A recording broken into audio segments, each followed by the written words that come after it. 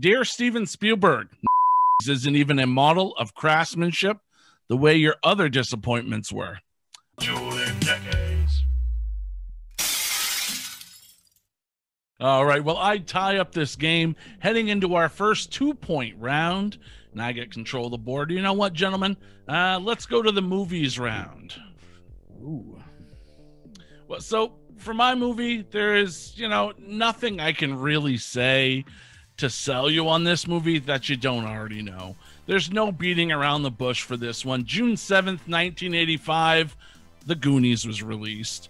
So I didn't want to bore you with all the same stuff you've heard. If you've watched the documentaries, listened to the podcasts, all the reviews, we know The Goonies. So we're going to go to the Pittsburgh Press, June 7th, 1985, where I found a review where this guy absolutely rips it apart.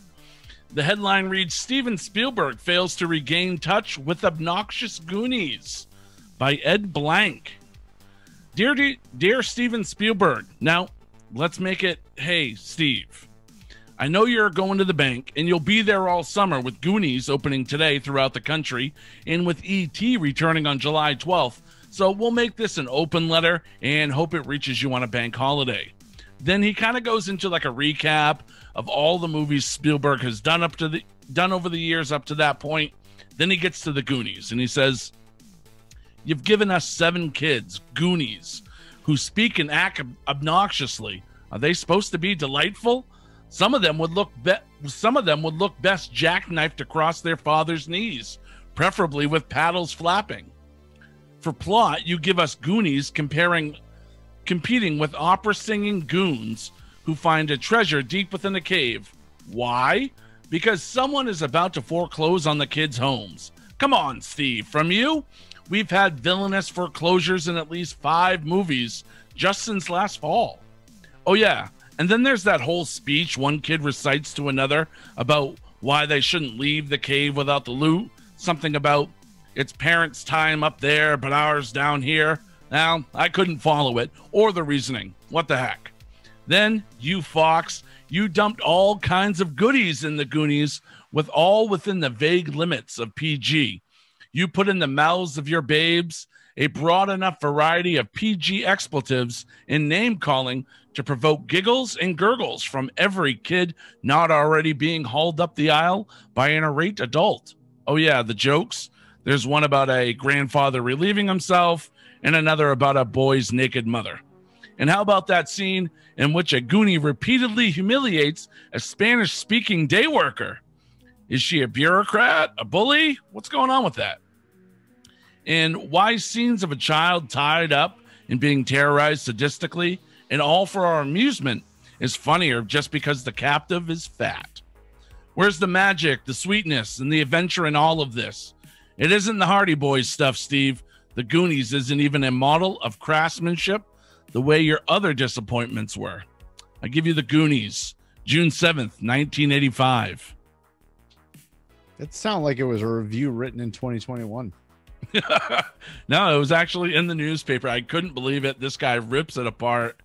Like, did we even watch the same movie, dude? What's going on? What would you say Spielberg's best movie is, in your opinion? I'm just wondering. I don't know, man. He's got some bangers. Jaws. Yeah, Jaws. Indy. God, yeah. It's really hard to pick. It's an amazing fucking career. For that guy to even write that is like lunatic, whatever. Yeah. It kind of just all depends what mood you're in at the time. Somebody asks you what the best Spielberg movie is. Yeah, I mean, like, that's the thing. Like, he went all the way to like Schindler's List. Right, which I love that movie, and I could watch it all the time. But you got to be in the right mindset. You got to. Wait, you can't watch that movie all the time. Oh, I love Ben Kingsley's performance in that is amazing. Oh wow. I was gonna say, yeah, because I brought up Jaws. You can watch Jaws anytime when you're depressed, when you're happy. It doesn't matter. When it's on, you always watch it. But Schindler's List. Jesus Christ, man. That's dark, dude. Yeah, no shit. Oh, it's Christmas Day. Oh, look what I got. I got Schindler's List. Let's put it on.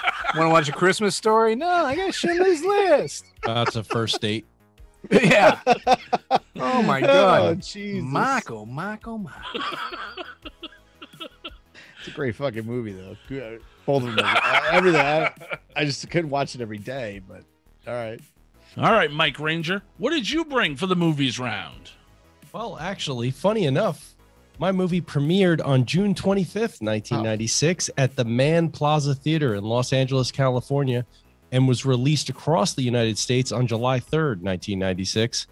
It was the sci-fi action blockbuster Independence Day, directed by Roland Emmerich and starring Jeff Goldblum, Will Smith, Bill Pullman, Vivica Fox, Robert Loggia, Randy Quaid, and the guy from Taxi.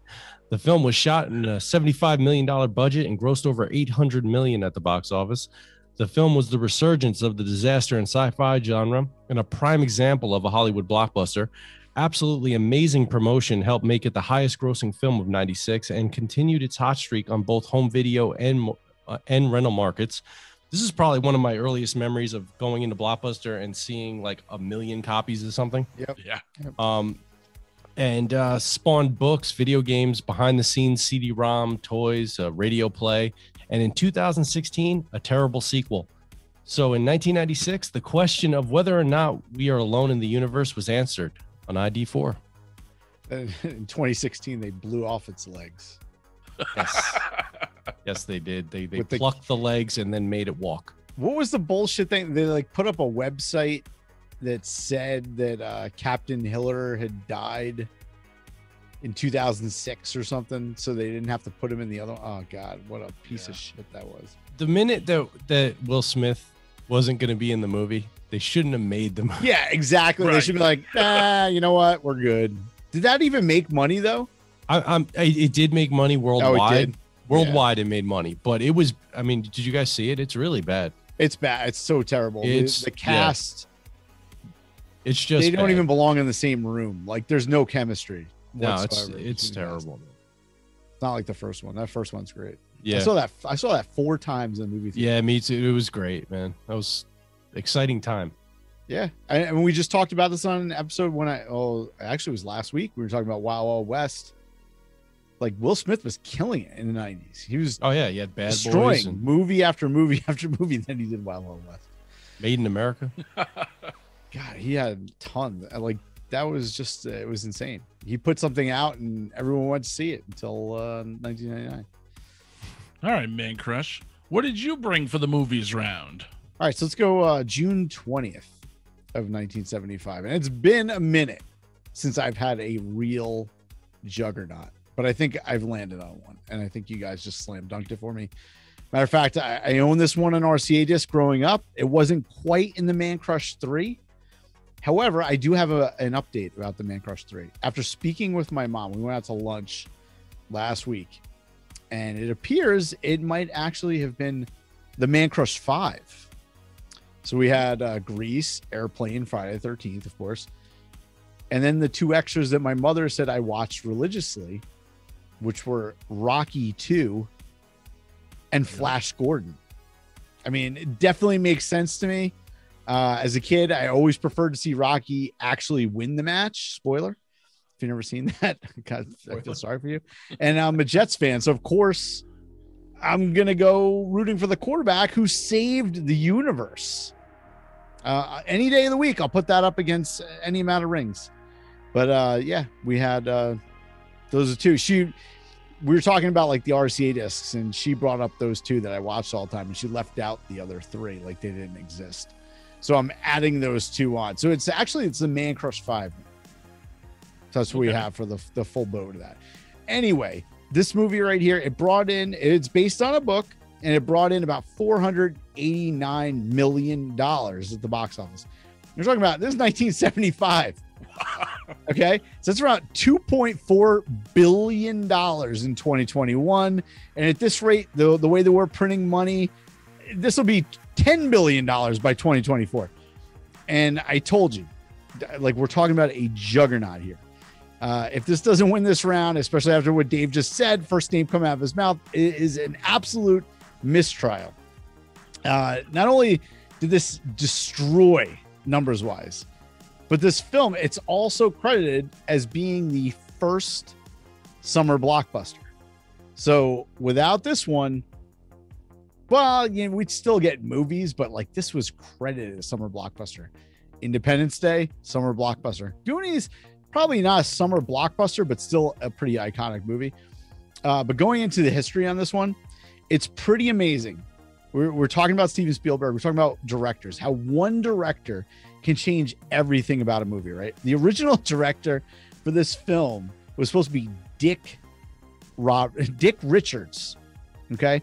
Probably the most redundant name in the history of names. His name was Dick Dix. Okay. Hey guys, Joe here. I know I don't usually insert myself into an episode like this, but I wasn't here to speak up, so I have to speak up now. I put to you in the pantheon of redundant names, Rip Torn. But in one of his first meetings with the producers of the producer and the studio executives, let me paint the picture for you. See, he wanted to begin the entire movie with the camera emerging from the water, right, to show the town, and then a shot of a whale coming out of the water. And he was immediately fucking fired for not knowing the difference between a whale and a shark. And but yeah, it's a little movie. It's about, you know, a little beach town in Long Island, New York, or close to Long Island, New York. It would also win 3 Oscars. It would get nominated for 1 more. So if you're in the mood for a thriller that actually feels exactly like a real life horror movie, Steven Spielberg, fish that eat kids, mutilated extremities, chicks in bikinis, movies based on books, drunk fishermen, bullshit politics, autopsies, Richard Dreyfuss, Roy Scheider, and the great white shark named Bruce. Then go out and watch Jaws before you head to the beach this summer, Dave Schultz in your flowered shirt. It's Jaws, baby. I like how you bring up stuff. I think we talked about my shirt off air. Yeah, I just bring it back no up. one knows what the hell or why you brought that up whatsoever. Well, you're giving it context. Thank you. Well, yeah, I got to explain it now because you just felt the need to say Dave has a Hawaiian shirt because he's going on vacation, and that's a dad thing to do. And I'm an awesome dad. And what are you going to show with your buttons down? What is it called? My boobs. My man boobs. No, whatever you say. Your hair dicky. You call it a hair dicky. I call it moss. All right. Well, either way, my chest is completely sexy, awesome, and I'm afraid to show it because people are gonna immediately try to reach out and grab it and touch it and try to emulate it. Beat them off with a stick. Oh, I don't need a nuclear bomb. Are you kidding me? A stick won't do the trick. No way. But you know what? In this round, even though like Mike came with his June of '96 had an amazing movie, if it wasn't that, this round, what would you say the best movie of '96 was? I think that's probably there. Like for me, that's probably it. That's so for you, that was it. The biggest movie, I would think. Yeah. Of So 96. this makes this tough. This is a fucking tough round. Off to you, Dave Schultz. Oh, okay. Usually Mark announces me. This is very unusual. This is I feel special. I feel unique. You know. Let's see. 1975, shitty pick. Terrible choice. I don't know what Mancrush was thinking, even bringing this up. This is weak sauce. I mean, come on. Barracuda. Yeah, piranha. First of all, let me just point out that it's a shark. Sharks don't have legs. No, they don't. They do have name like Bruce. Which is actually the name, like Spielberg named it Bruce after his lawyer. Oh. Yeah, okay. One thing I got to say about that story you gave, you said Dick Richards. Yeah. And I love it when people, I mean, he has the S at the end of Richard, so it's not just Richard, but I like it when people have 2 first names as their first and last name, because when I was a teenager, I had a friend, and I'm just going to say his name now because being on this show, he's going to be famous, but his name was Mike Paul. And so my point is, whenever I'd say something to him, I'd say his both names. I would never say Mike. I'd be like, hey, Mike Paul, what are you doing tonight? And he used to get pissed. He's like, dude, my name is Mike. My last name is Paul. It's not 2 words put together. I'm not French, all right? I don't have this fancy ass fucking name. I'm like, dude, whatever. But you know what's fucked up about the name Dick Richards? What's that? His first name was probably Richard, so it was Richard Dick, Richards. Dick. Yeah. Right. Which is like Dick. That's bad. Like, why? All right, well let's get back to the topic at hand here. 1985 Goonies. I actually agree with the critic. I don't like Goonies. Wow. I don't like that movie at all. And I recently watched it with my 9-year-old, and now I'm one of those helicopter parents, right? Because I was exposed to everything as a kid, and maybe that's why I swear so much now. But I don't want him hearing cuss words or seeing gross stuff. It's just one of those things. Like, I even cough because I always have the captions on TV. So if I see like there's a bad word coming up, I just make a loud noise, and it annoys everybody in my family because they're like, he knows good words from bad words. You don't need to censor it by coughing, but now it's just like an instinct. I can't control it anymore. But even then, the movie it's not a good movie. Like, when I was a kid, I liked it, but as an adult rewatching it, I'm like, this movie's fucking sucky. And just to let you know, my kid loved it. So maybe it's just one of those things, like it's a generational. Like, your kid likes, he likes movies better than you. That's what? Yeah, maybe when you watch it as a child, you're like, wow, I want to be like these cool kids. I want to go on an adventure. But when you watch it as an adult, you're like, oh, fuck these kids. Yeah. How dare they save their fucking parents' whole neighborhood? Yeah, right, scumbags. Risk their lives. They go up against the fucking mafia. What a bunch of assholes. Fratellis. Yeah. Bullet holes the size of matzo balls. What was who was the woman in that movie? Because she was from Owen. Throw Mama from the Train. Yeah, Annie Ramsey. Yeah. The salted ones make me choke. Yeah. It's wet, ain't it? Speaking of hot stuff. Yeah, but yeah, listen, I mean, like, when you were going on about the critic just ripping it to pieces, I kind of was like, yeah, I can get behind that. I like that. It's got a funky beat. I can dance to it. This guy, we're in the same groove. But 1996, Independence Day. I'm very disappointed that Mike just would not acknowledge Judd Hirsch. Calling the guy from Taxi. I mean, this man has had a pretty good career, and for you just to toss him aside like a piece of garbage. Yeah, everybody that watched that movie was like, yeah, that's the guy from Taxi. Yeah, okay. All right. Well, I kind of get that too. But and he drives a bus in the sequel. When I see him, I go, there's the guy from Dear John. Right. That's what I say. This fucking Judd Hirsch. That was a great television series that apparently nobody watched. But okay. I watched Dear John. That was a good show, man. Well, you're a smart guy. We already established that with your Swamp Thing pick. So you're trending up, Mark. No matter what anybody says about you, you're going in the right direction, kiddo. Independence Day is fucking huge. Massive. I mean, it's one of those movies where we just talked about Jaws. You can watch it anytime. Any mood you're in. If it's on, like if you're channel surfing, you would stop and just be like, oh, cool, Independence Day. I've seen this 8,000 times, but what the hell? Let's go for 8,001, you know? But Mancrush, as he tends to do, does have a good point. Would we have the summer blockbuster without Jaws? I mean, Jaws was also a film in itself, which amazing. Like you mentioned, it was horror, but you didn't really have to see the evil character, the shark. The music set the tone in many ways. It was just. Would you show your kid that movie? Yeah, he hates it. Really? Oh, it terrifies him. Oh, okay. Well, that's what it's meant to do. Right? And that's what it did. It's fucking great. But I mean, even the characterizations in the film, the friendships formed, and Captain Quint. I mean, God, it's just it's immortal. You know what I mean? Crushing that Gansett. Oh man! And me being from New England, and I live in Texas now. Everybody wants me to do the Chief Brody Harvard Yard bit that he does in the film. Which I don't mind half the time, but because I love the fucking movie. I mean, that movie is fantastic. To the point where I actually think Jaws 2 is very good too. And I get into a lot of arguments with people over that one. Because like, sequels are never good. I'm like, Jaws 2 is pretty fucking good. It's pretty close to the original if you ask me. But I'm not a movie buff per se. I'm just a humble guy who likes sharks. But yeah, I was dissing you, Mancrush, in the beginning. I was just joshing. I was just playing around. I was just ribbing you a little bit. But Jaws has to win here. I mean, come on, we all know it, right? Did you know that Dreyfus and what's Quint's name? I always forget. Something Shaw. Robert? Is it Robert Shaw? I think it's Robert Shaw. Yeah, I don't want to. But they didn't get along. They hated each other. And he talked with. And he had a drinking problem. Yeah, he had that guy had. So that whole scene. Remember the scene where they're on the boat and they're all drinking, waiting for Jaws to come. Yeah. He tried to do that night after he drank, and I guess from what Roy Scheider said was the guy was like super nice, super nice dude until he had like one drink, and then he was a total douchebag.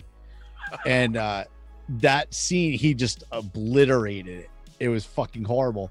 So they took off for the day, and he went to Spielberg and said, "Hey, look, man, I'll come back tomorrow. I won't drink. We'll do the take over again." And Spielberg told him, okay. He came back sober, and they nailed it in one take. And if you watch that scene, I watched it again last night. It actually, you think he's drunk. Yeah. But I would love to see that footage. Oh my God, yeah, that would be incredible.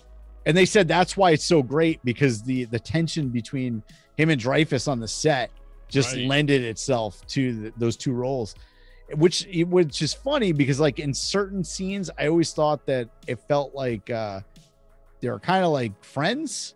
In the beginning, when they first met, they were, when he was like looking at his hands and he's like, oh, basically he's like, you have soft hands. You're city guy.